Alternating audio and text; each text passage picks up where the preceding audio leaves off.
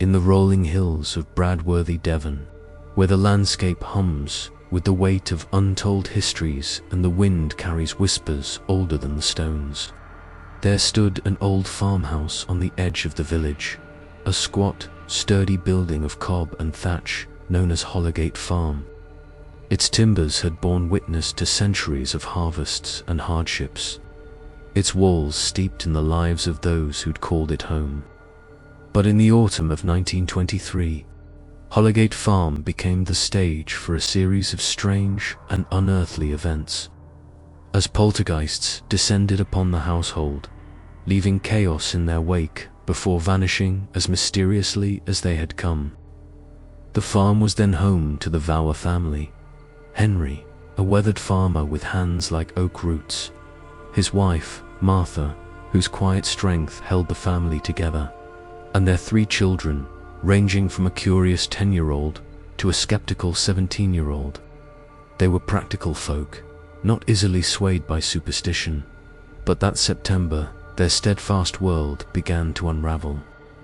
It started with the sound of carriage wheels crunching on gravel outside their door, an impossibility as the lane to Hollowgate was rutted dirt, not stone, and no visitors arrived at such odd hours.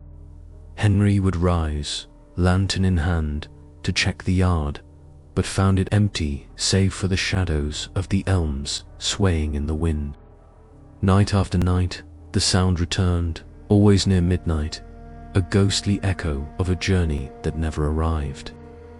Soon after, Martha began to hear the rustle of a woman in a long dress moving through the parlor.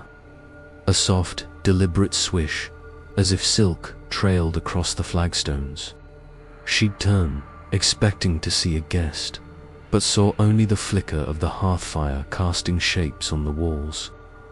The sound followed her through the house, from the kitchen where she kneaded dough to the upstairs landing where she tucked the children into bed. Once, she caught a fleeting glimpse, a shimmer of pale fabric vanishing around a corner. But when she followed, there was nothing but the creak of the old house settling. Then the disturbances grew more sinister. Objects began to move of their own accord. A pewter mug flew off the table one evening during supper, shattering against the wall as the children screamed. A broom toppled from its corner to skitter across the floor like a living thing, and a heavy iron kettle, too weighty for any draught to budge, slid off the hearth and spilled scalding water across the kitchen stones. Cold draughts swept through the house without warning, extinguishing candles and sending shivers down spines, even on nights when the air outside was still.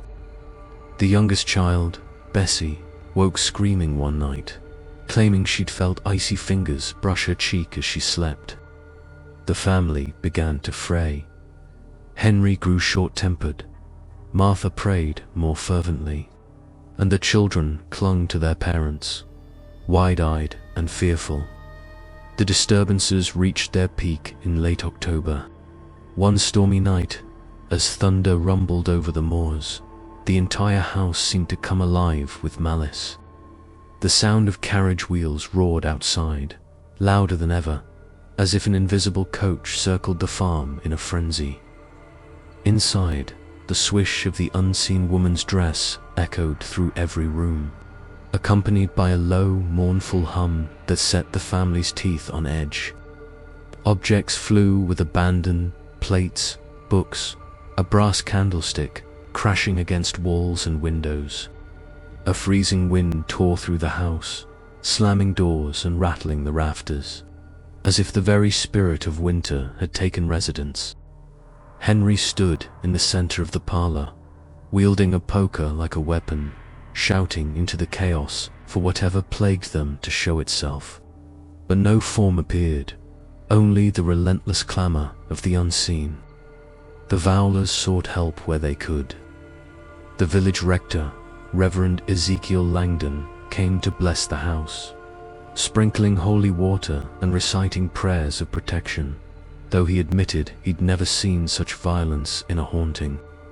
A traveling medium, passing through Bradworthy, claimed the poltergeists were tied to a tragedy long buried, a woman wronged, perhaps, or a traveler lost on the moors.